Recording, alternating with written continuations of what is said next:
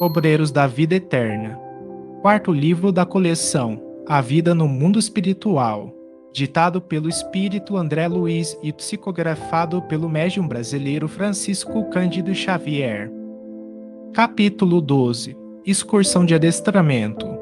Nosso orientador sediara-nos a tarefa na casa transitória de Fabiano, deliberando, porém, que as nossas atividades na crosta tomassem como ponto de referência o lar coletivo de Adelaide, onde, realmente, os fatores espirituais eram mais valiosos. Aqui, esclarecera-nos de início, nos sentiremos à vontade. A organização é campo propício às melhores semeaduras do espírito e oferece-nos tranquilidade e segurança.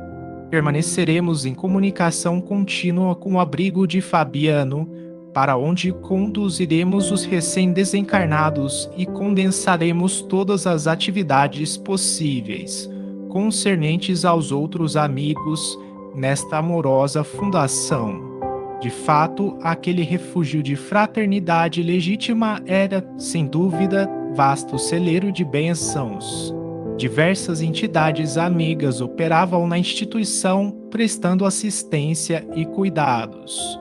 Encontrava ali um dos raros edifícios da crosta, de tão largas proporções, sem criaturas perversas da esfera invisível. Semelhando-se à casa transitória de onde vínhamos, a vigilância funcionava severa. Fomos defrontados por vários sofredores, criaturas de bons sentimentos, que penetravam o asilo com prévia autorização. Enquanto o assistente se demorava em palestra com o dedicado Bezerra, tivemos permissão para visitar as dependências. O padre Hipólito, Luciana e eu, em companhia de Irene, jovem colaborador espiritual da casa, pusemos-nos em ação. Em todos os compartimentos havia a luz de nosso plano, indicando a abundância dos pensamentos salutares e construtivos de todas as mentes que ali se entrelaçavam na mesma comunhão de ideal chegados à sala das reuniões populares. Nossa nova amiguinha explicou: esta é a região do abrigo que nos força a serviço mais árduo. Receptáculo das emanações mentais e dos pedidos silenciosos de toda a gente que nos visita em assembleias públicas. Somos obrigados, depois de cada sessão, a minuciosas atividades de limpeza.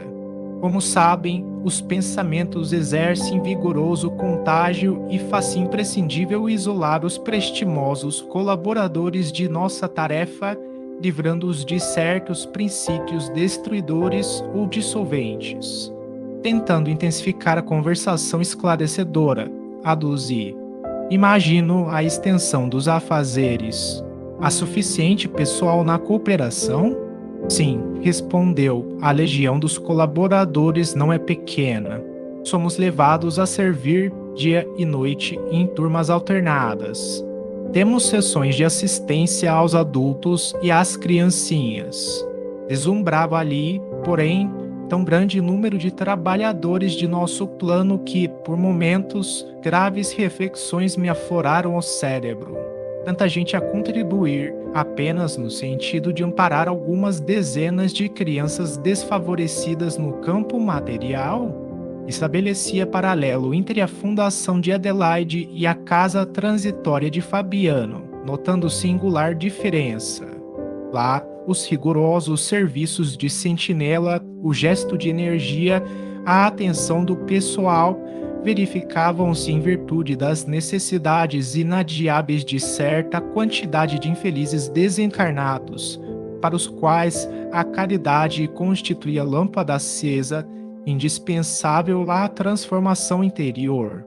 Aqui, porém, via somente criaturinhas tenras que reclamavam de imediato, acima de qualquer outra medida, leite e pão, primeiras letras e bons conselhos. Valeria, assim, o dispêndio de tanta energia de nossa esfera? Mesmo assim, a delicada colaboradora, aprendendo-me as indagações íntimas, ponderou: cumpre-nos reconhecer, Todavia, que esta obra não se dedique exclusivamente às necessidades do estômago e do intelecto da infância desamparada. Os imperativos da evangelização preponderam aqui sobre os demais. Para infundir espiritualidade superior à mente humana, urge aproveitar realizações como esta, já que é muito difícil obter espontâneo arejamento da esfera sentimental. Falemos da casa, venerável em seus fundamentos de solidariedade cristã, como núcleo difusor de ideias salutares. A fundação é muito mais de almas que de corpos, muito mais de pensamentos eternos que de coisas transitórias. O diretor, o cooperador e o abrigado, recebendo as responsabilidades inerentes ao programa de Jesus, instintivamente se convertem nos instrumentos vivos da luz de mais alto. Satisfazendo necessidades corporais, solucionamos problemas espirituais. Entrelaçando deveres e dividindo-os com os nossos irmãos encarnados, no setor de assistência, conseguimos criar bases mais sólidas à semeadura das verdades imorredoras. Realmente, as outras escolas religiosas não se esqueceram de materializar a bondade em obras de alvenaria. A Igreja Católica Romana dispõe de institutos avançados, sob o ponto de vista material, abrigando a infância desfavorecida. Entretanto, aí as concepções espirituais não se desenvolvem, acanhadas que ficam nos moldes tirânicos dos dogmas obsoletos. O trabalho, pois, na maioria dos casos, circunscreve-se ao simples armazenamento de pão efêmero. As igrejas protestantes possuem, por sua vez, grandes colégios e congregações, distribuindo valores educativos com a juventude. Todavia, suas organizações se baseiam, quase sempre, mais na letra dos conceitos evangélicos que nos conceitos evangélicos da letra. Irene sorriu, fez ligeiro intervalo e continuou. Não desejamos menosprezar os serviços admiráveis dos aprendizes do Evangelho nos variados campos religiosos. Todos são respeitáveis, se levados a efeito pelo devotamento do coração. Desejamos apenas destacar os valores iluminativos.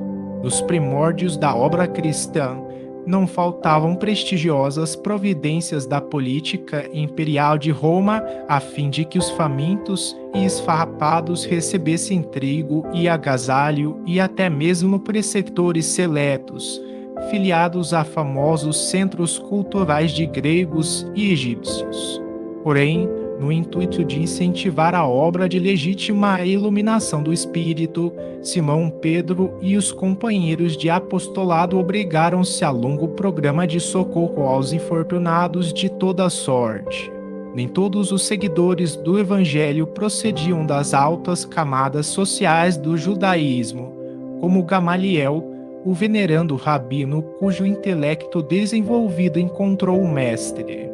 A maioria dos necessitados entraria em contato com Jesus através da sopa humilde ou do teto acolhedor, lavando leprosos, tratando loucos, assistindo órfãos e velhinhos desamparados. Os continuadores do Cristo davam trabalho a si próprios, dedicavam-se aos infelizes, esclarecendo-lhes a mente, e ofereciam lições de substancial interesse aos leigos da fé viva.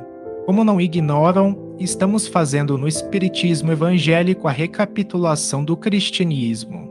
O padre Hipólito aprovou, benévolo. Sim, inegavelmente, precisamos estimular a formação de serviços que libertem o raciocínio para voos mais altos.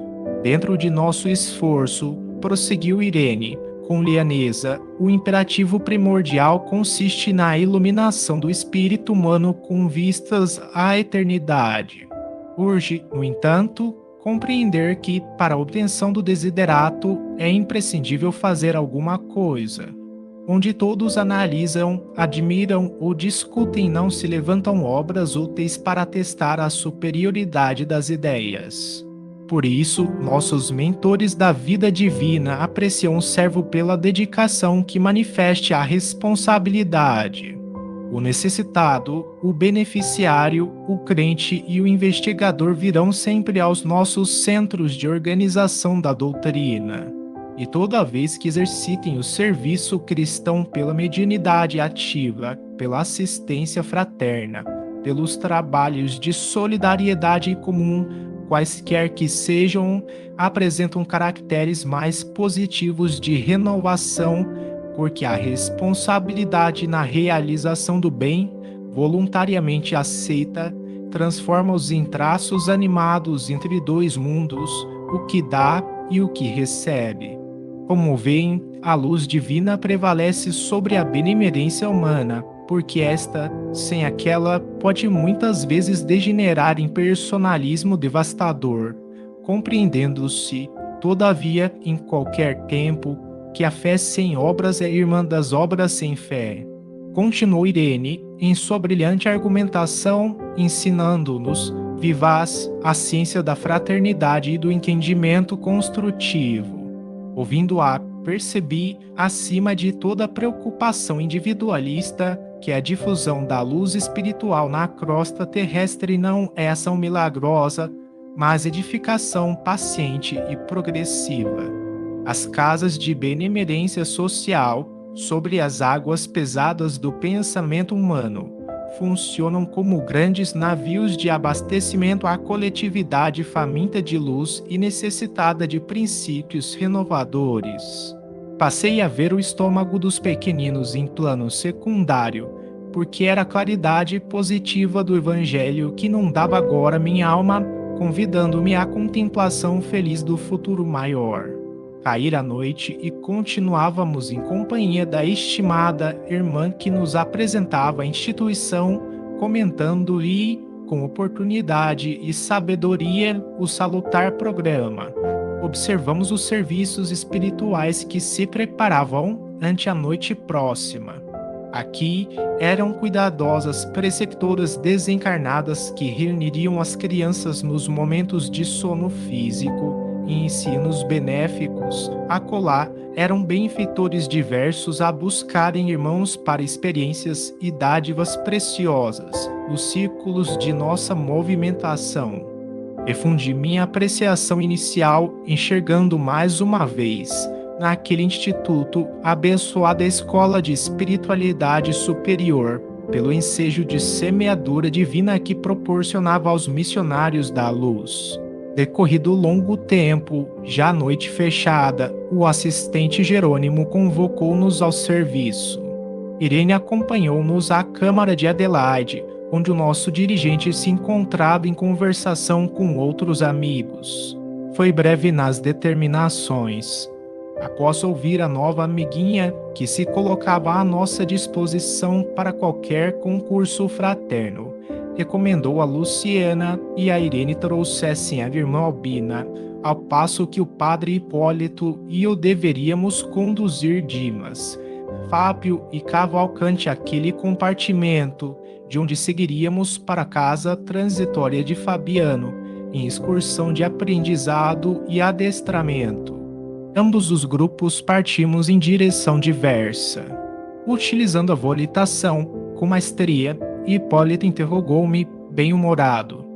Já participara você de serviço igual ao de hoje? Confessei que não, rogando esclarecimento. É fácil, tornou. Os que se aproximam da desencarnação nas moléstias prolongadas comumente se ausentam do corpo em ação quase mecânica. Os familiares terrestres, por sua vez, cansados de vigílias, tudo fazem por rodear os enfermos de silêncio e cuidado. Desse modo, não é difícil afastá-los para a tarefa de preparação.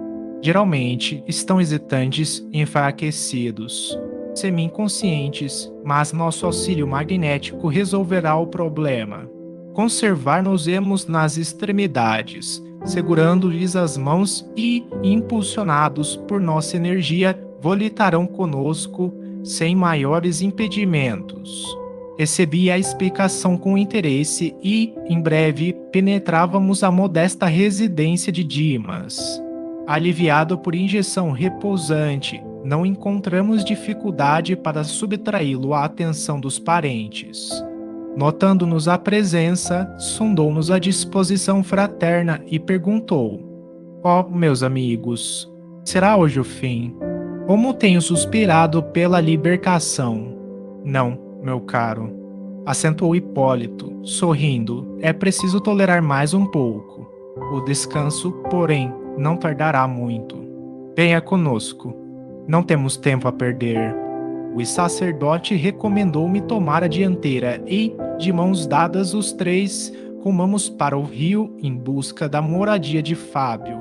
Não se registraram obstáculos e, em reduzidos instantes, tomamo-lo à nossa conta. O companheiro ligou-se, prazeroso, à pequenina caravana. Ia tomar o caminho do hospital, de modo a procurar o terceiro, quando Hipólito ponderou: não convém conduzir todos de uma vez.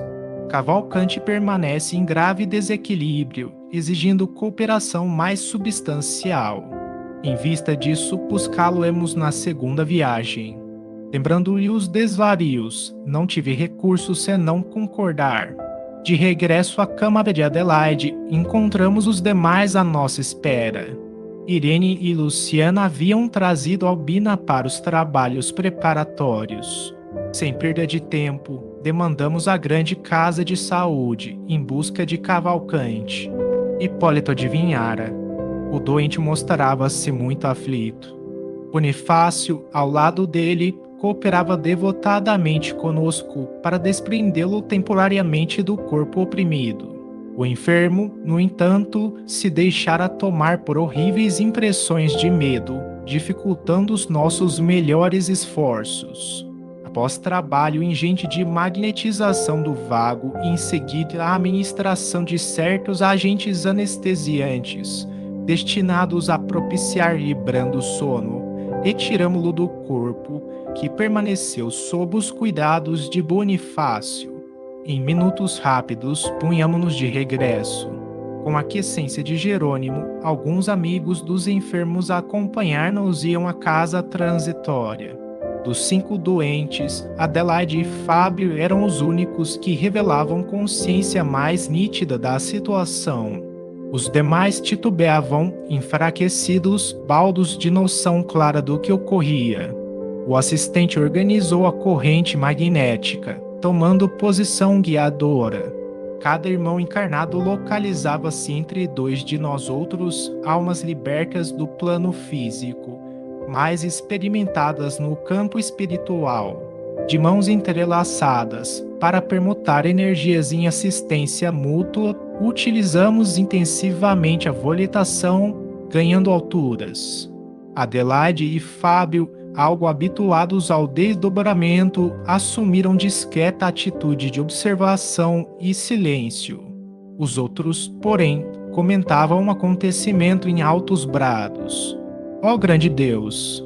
Exclamava Albina, rememorando passagens bíblicas, e estaremos nós no glorioso carro de Elias? Dai-me forças, ó Pai de misericórdia.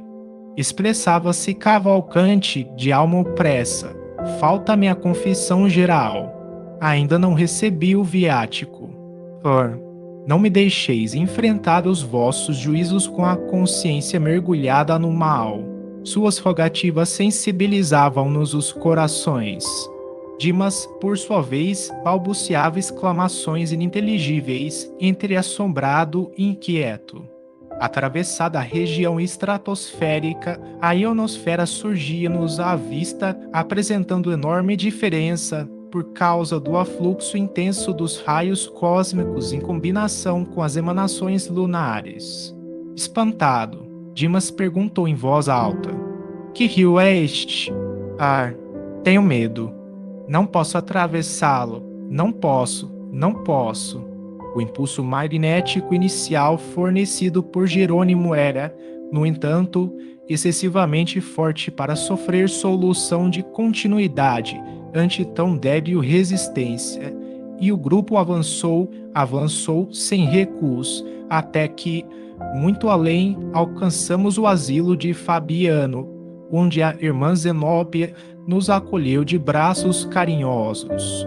Congregávamos todos nós, os componentes da missão socorrista, os enfermos e mais 6 amigos desses últimos, detentores de elevados conhecimentos. Em pequena sala posta à nossa disposição, Gotuso, por gentileza, aplicou vigorosos recursos fluídicos em nossos tutelados, que os receberam como crianças incapacitadas de imediato julgamento, exceção de Adelaide e Fábio, que se mantinham cônscios do fenômeno.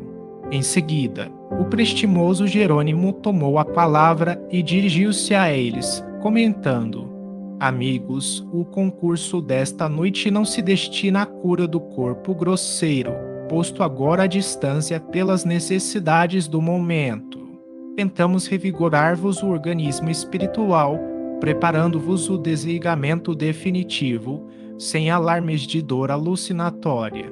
Devo confessar-vos que, retomando o vaso físico, experimentareis natural piora de vossas sensações, agravando-se-vos a tortura, porque os remédios para a alma, na presente situação, intensificam os males da carne.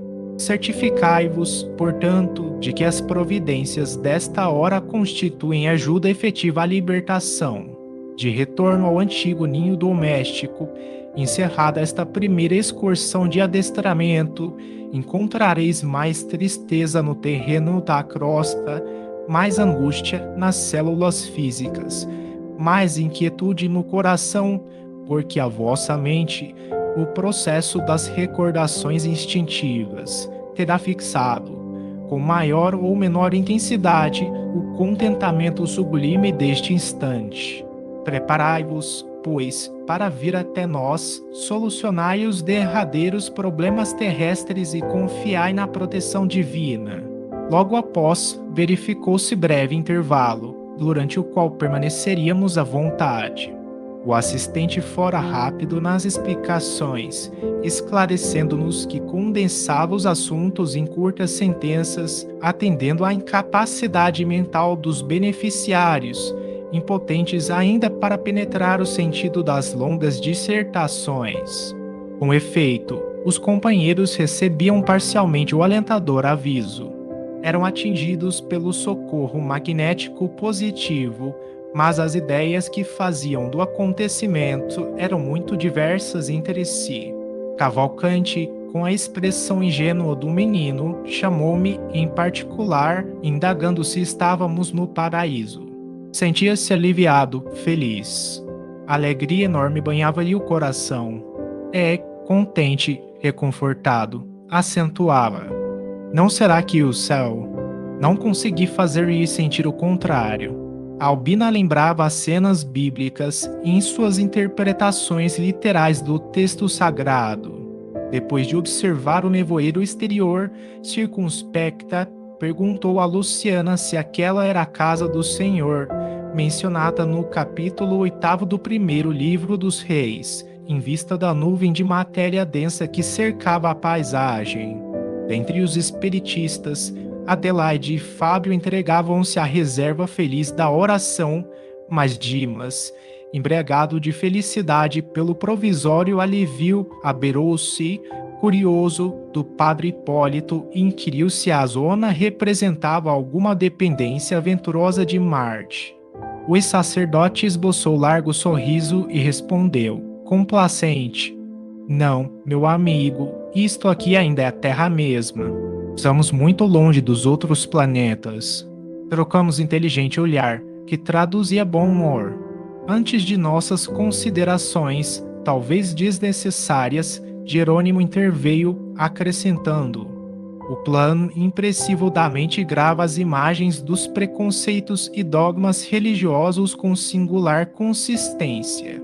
A transformação compulsória pelo decesso reintegrará a criatura no patrimônio de suas faculdades superiores. O trabalho, porém, não pode ser brusco, sob pena de ocasionar desastres emocionais de graves consequências. Urge considerar a necessidade da medida, isto é, da gradação. Fitando-nos mais agudamente, prosseguiu. Há, contudo, observação valiosa a destacar. Como vemos, não é a rotulagem externa que socorre o crente nas supremas horas evolutivas. É justamente a sementeira do esforço próprio nos serviços da sabedoria e do amor que frutifica no instante oportuno através de providências intercessórias ou de compensações espontâneas da lei que manda entregar as respostas do céu a cada um por suas obras. Todo lugar do universo, portanto, pode ser convertido em santuário de luz eterna, desde que a execução dos divinos desígnios seja a alegria de nossa própria vontade. Vinda a colheita de preciosos ensinamentos, começamos a regressar, terminando assim a nossa feliz excursão. Devolvendo os enfermos aos leitos de origem, verificamos as impressões diferentes de cada um. Fábio demonstrava infinito conforto no campo íntimo. Cavalcante acordou no organismo de carne, pensando em recorrer à Eucaristia pela manhã, e Dimas, ao despertar, junto de nós, chamou a esposa e afirmou em voz fraca: como foi maravilhoso o meu sonho de agora! Vi-me à beira de rio caudaloso e brilhante, que atravessei com o auxílio de benfeitores invisíveis, chegando, em seguida, à grande casa, cheia de luz. Pousou a descarnada mão na testa úmida e exclamou: como desejaria lembrar-me de tudo! Tenho a impressão de que visitei um mundo feliz, recebendo ensinamentos de grande significação, mas a cabeça falha. A companheira tranquilizou-o, exortando-o a dormir. Realizara-se a primeira excursão de adestramento com os amigos, que, dentro em breve, viriam ter conosco. Congregados, de novo, na abençoada instituição de Adelaide, deliberou Jerônimo nosso retorno à casa transitória de Fabiano para descansar e servir em outros setores, toda vez que a oportunidade de trabalho útil nos bafejasse com a sua bênção.